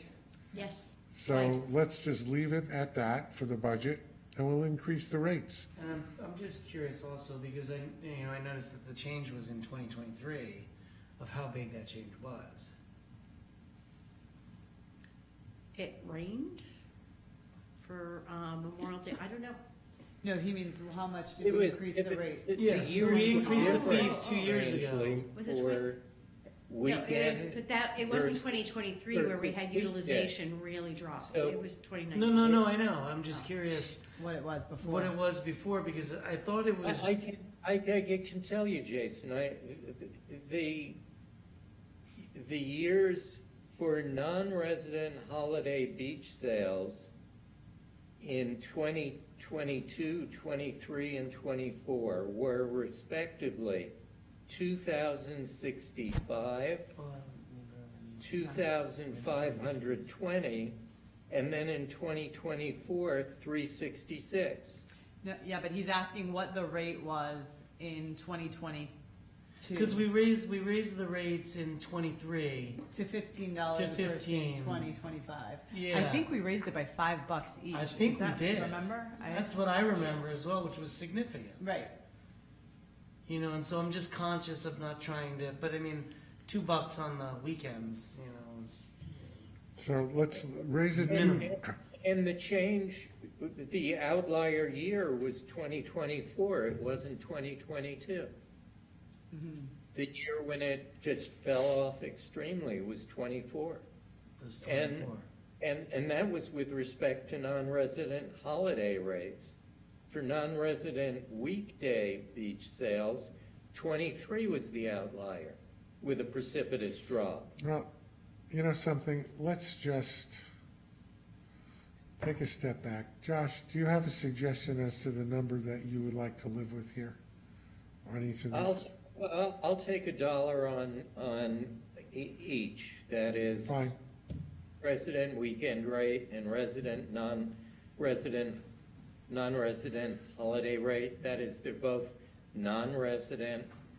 And if we can come up with, through that, with an extra $4,000 or $5,000, that'll help our margin a little. Fine. I'll go along with that. Emily? Yep. All right. So let's do that, okay? Any other question on the fees? Can we approve the fee The schedule? only question I had. Oh, yes, sir? I did have a question, because it seems like we're significantly dropping the passes on the non-residents. The only, the senior, the senior non-resident pass is staying the same. Right. Right, we're actually dropping the we're dropping the non-resident single, and we're dropping the non-resident family because the elasticity model Right. projected that the drop in price would in fact result Right, so it in was because an of- increase in sales. So we dropped the permit fee for non-resident singles by $103. And we dropped the non-resident family rate by, so bad at math, 61? Oh, those are only each one, yeah. Oh, I see, maybe Yeah, that's when we were following the 2 times model, and a loans elasticity model showed that we would actually make more revenue by dropping the fees. That's why it's there.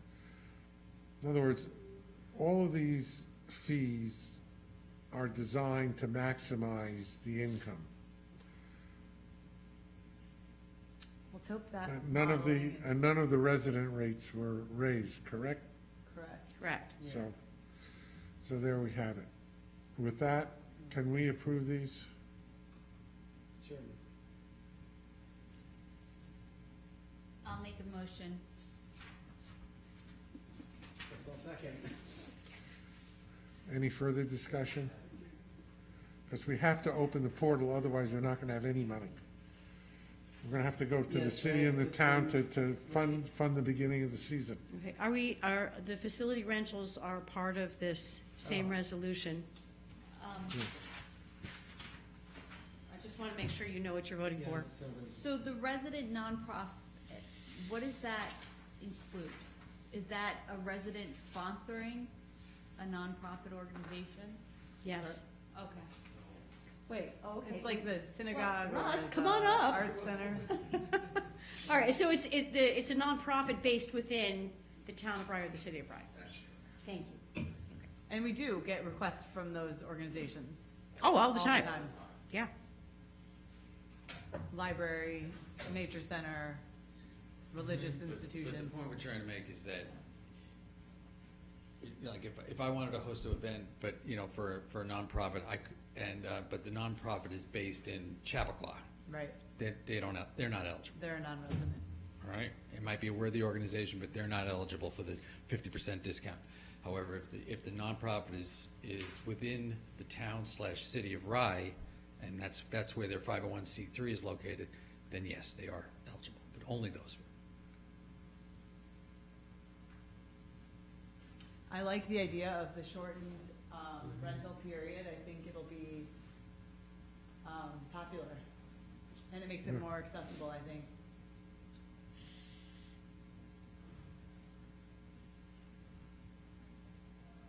Yes. Okay. Further questions? We have a motion. We do not have a second. Right? Second, I did. Who made the Wait, motion? who They made just the didn't know motion? that we were including the pavilion fees, or they didn't. Who made the motion? Lindsay. I did. Okay, Jason motion and a seconded. second. Debbie, please call the roll. Commissioner Jackson. Commissioner should I skip? Commissioner Skip, come back. Jackson. Yeah, yeah. Yes. A yes vote? Yes.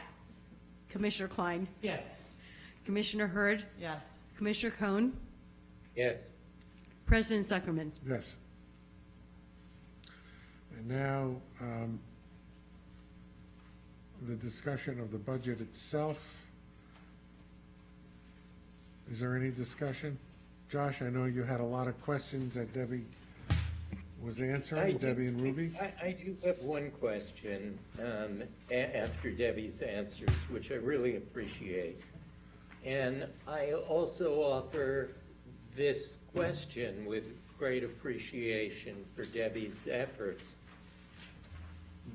But in the effort to save money and looking at the administrative costs that the beach runs, that is in excess of $100,000 a season, and looking at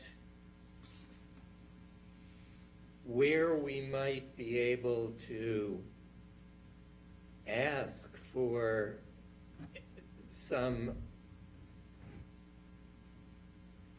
how can I put it, some concession to austerity. With great appreciation for Debbie's efforts, I'm wondering if we can ask her to actually contribute less of her time to the park. And I would love that's- let me. Sorry. Please finish. That's with a view to understanding that Gary puts in time, and Russ puts in time, and Vic puts in time, and then there are several admins and a controller. And again, with appreciation for everything you've done, Debbie, can we ask you to try to do less to essentially help the park break even? I think that, I'm not gonna allow Debbie to answer that question. We can fire Debbie and hire somebody else, but Debbie spends the time necessary to get the job done. I would suggest, Josh, that Debbie spends more time on park issues than what is allocated in her salary. I'm guessing that the time she spends on the park is probably closer to 50% of what she does than, what is it, 30%? Yes. Yeah. Because I know the time that's spent. I know the time that I spend on the park. And I know that people watching from the outside, well, it's a park. It takes a lot of work. And Debbie and Ruby, especially in the office, spend a great amount of time on this. You know, it's not just the daily, it's, you know, applying for the grants, administering the grants, dealing with the personnel, and all of those things that's responsible. So I think that it's, her time is well spent, and we are presenting a balanced budget. You know, there are other items in the budget that I could mention, you know, that the city of Rye could cut back on. I'm not asking that. And you know what they are.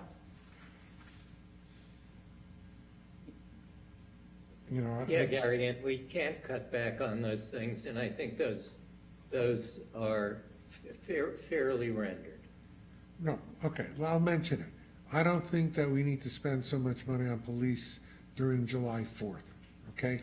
I think the amount of time We have a professional commissioner of police who tells us what we need to keep people safe. And I have a question. And that's not my judgment, and with respect, Gary, I don't think it should be yours. That's assuming that they spend all of that time there, Josh, which has been brought into question as to whether they are in fact spending the time allocated.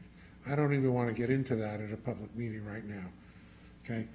But I think Just did. You just did, and I'll bring it to Commissioner Kopi. Fine.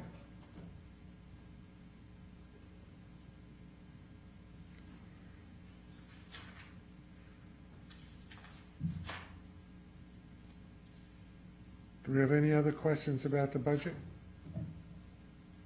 The event coordinator's salary, that's the transition from Town Park staff covering events to Crawford. That's correct. And to be honest with you, not knowing exactly how much work was going to be entailed in picking up, you know, the event coordination, you know, it's a round honorarium kind of a number. It's $1,000 per. We have two people here who are working on it. They're each getting an additional $1,000 for picking up the additional scope of work. As far as the differential between the 2024 adopted budget and the 2024 actuals, I see that there is some budget lines that went over. Are we expecting to see budget transfers in the next couple of commission meetings, or how are we handling that? I am going to defer to David Burns on that. I don't think that we've ever done transfers. Done I'm just budget really transfers. haven't. I know that's a sore spot with you, I am. but I don't think Yes. that we've done budget transfers. No, I'm just trying to figure out,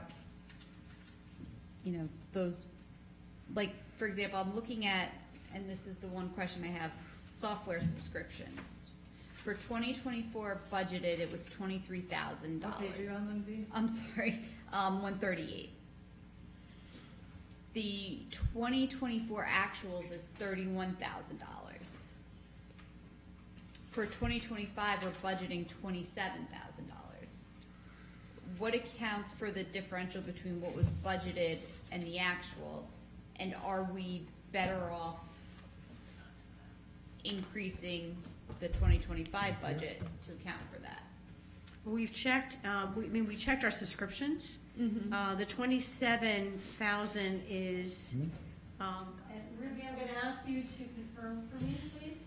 But I believe it's the projection that we received from ITS, which is the company that is the single source for our permit portal software and our parking enforcement software. And then I see for tree maintenance, it went from 25,000 to 28,000. Mm-hmm. And then we went back to 25,000. We, it's hard to predict exactly which trees are gonna fall down in a given year, but we're determined to handle it judiciously. And then for utilities, we budgeted 2023, the actual cost was 69,000. We then went to 60,000 for the 2024 budgeted. That figure turned out to be 13,000 more at 73,000. That's why we're at 74,000 in this year's budget. No, we're looking to budget 66,000. Are That's you the- looking at the budget book that we printed for you? Because that number changed over the weekend. Oh, so maybe I'm looking at the old document. I apologize. It's okay. You know me with my highlighters. I would also give Mayor Cohn credit because he observed the anomaly. And in fact, when we originally set the utility expense, we didn't have the year-end financial statement, and we do now. Okay. So we made the adjustment. Okay. That was the only kind of glaring.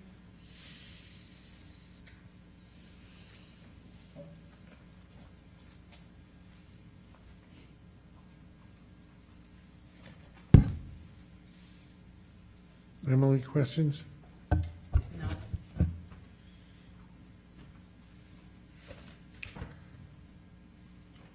And then the I'm sorry. The grant income for 2025, that's not in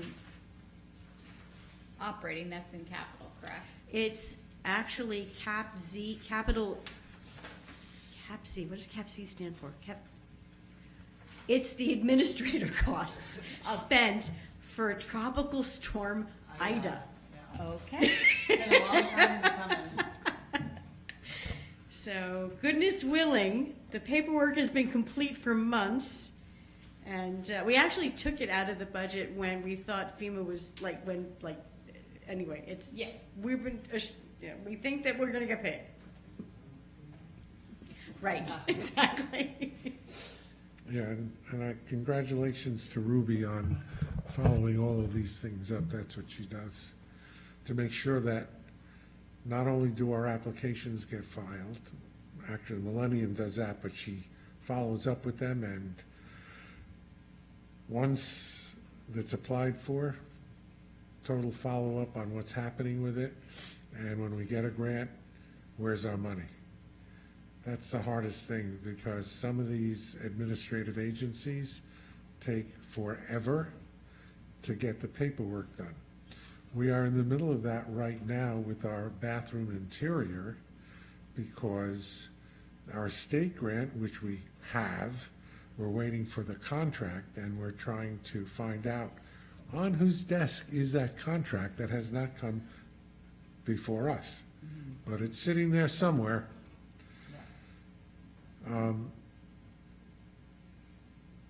So, anyway, so that's what that number was. Any other questions, Jason? Is there any federal money that we're relying on outside of this FEMA grant of 19,000? Oh, yeah. Federal? Yes, we are waiting for our congressional directed spending money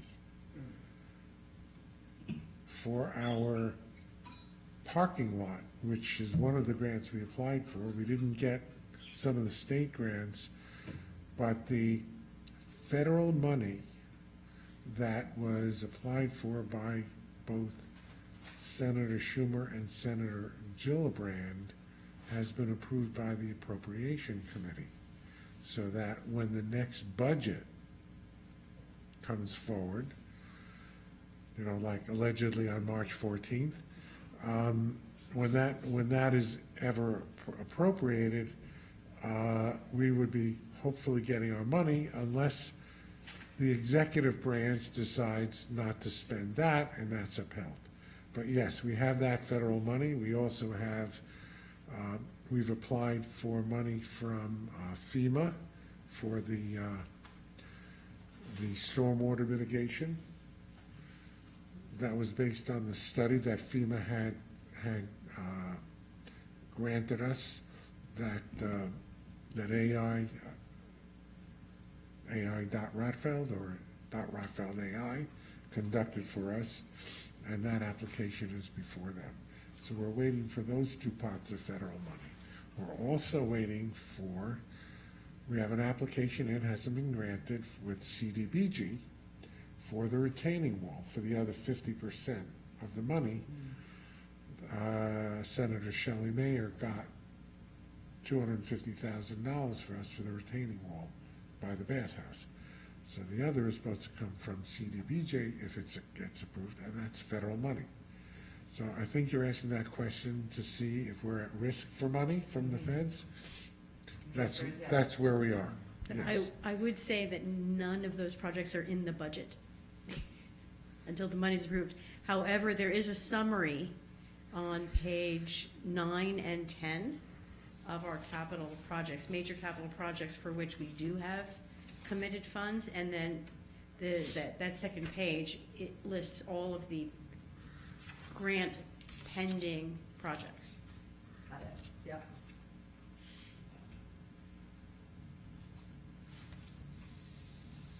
So, And I would also point out, Mayor Cohen, there's the operating capital summary now contains the requested grant offset. Thank you. You're welcome.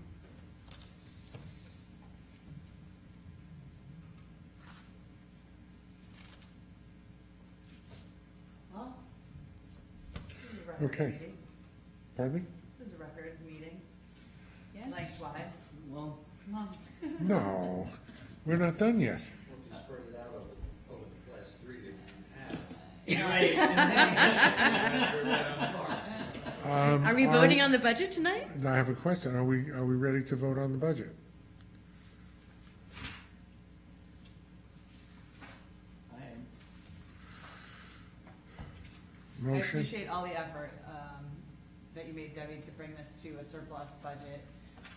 Even if it's $355 with those extra dollars Josh got in the permit fee,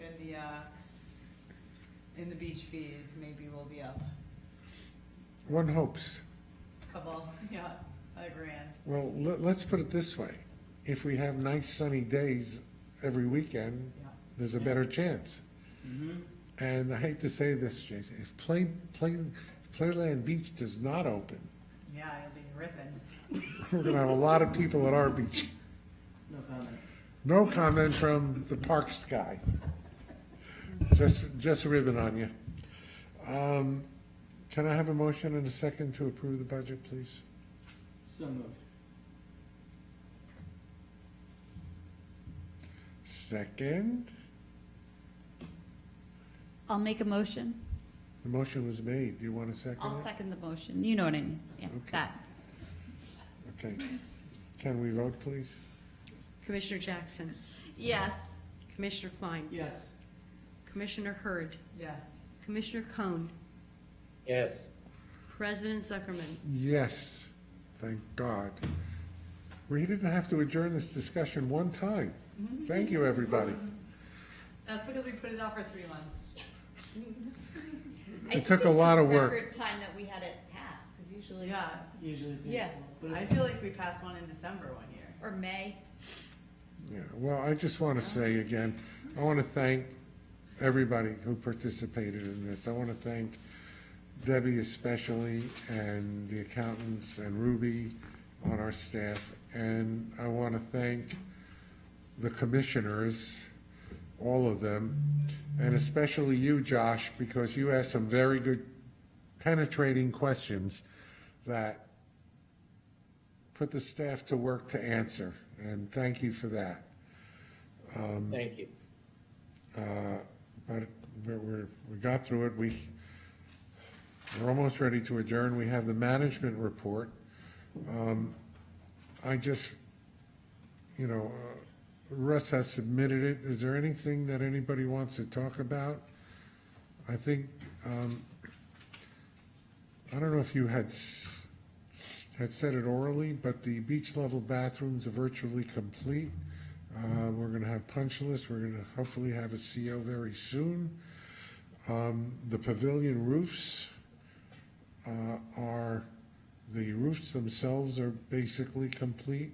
We have to wait for warmer weather to do some painting on and maybe some other restorative work on the columns and things like that, but that will all be ready.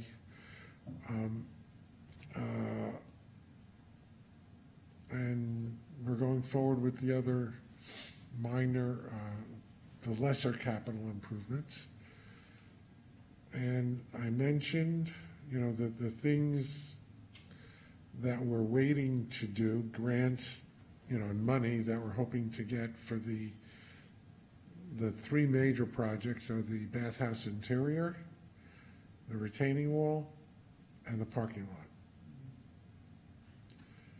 And if those 3 things ever get done, I think that we will be a very, very happy commission.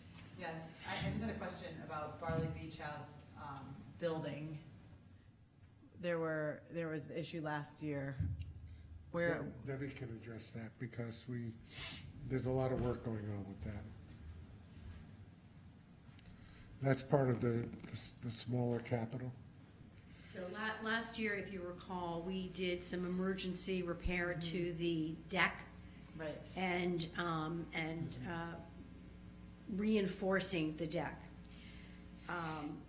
We have in the capital budget, we've priced out a flood door because a major contribution to the water in the bottom level of the restaurant is water coming in through the door.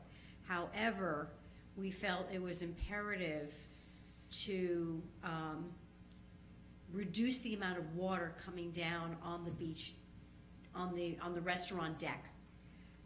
And so we have just completed an RFP for brand new gutters and leaders. We're about to do a small level repairs on the roof right now, getting rid of nests and that kind of thing. It's going to be a small repair. Yeah. The RFP, we had 5 proposals, and we're in the process of vetting those. That will be on the March agenda to approve, and it's the architect's feelings that once we really address the water that's falling onto the restaurant itself, getting that off the restaurant property, it won't be dripping down into the basement, and then we'll really get a handle on how much water is going down onto that level, and then we can address it. So we're doing this in phases, is the short headline to the But larger. other than that, no sort of anticipated big issues with the building otherwise. Yeah, correct. I mean, what we anticipate is either in the capital budget, and it's Yeah. those things. It's the flood door, it's the gutters and leaders. And we did do that emergency repair to the deck. Yes, Yeah, that's done. done. And it's, at some point, we'll be addressing the underlayment and the word was in my brain, it just left my brain. The tiles that are on the deck. We'll be addressing that, but not until we get the water going somewhere else. Got it. Okay, any other questions, comments, statements? None? Josh, Emily? Lindsay? Jason? Well, our next meeting is March 18th, is that correct? That's what's on the agenda, so I'm assuming Yes. that's correct. May I have a motion to adjourn? Motion. Second? I'll second. All in favor? Aye. Aye. I, And a happy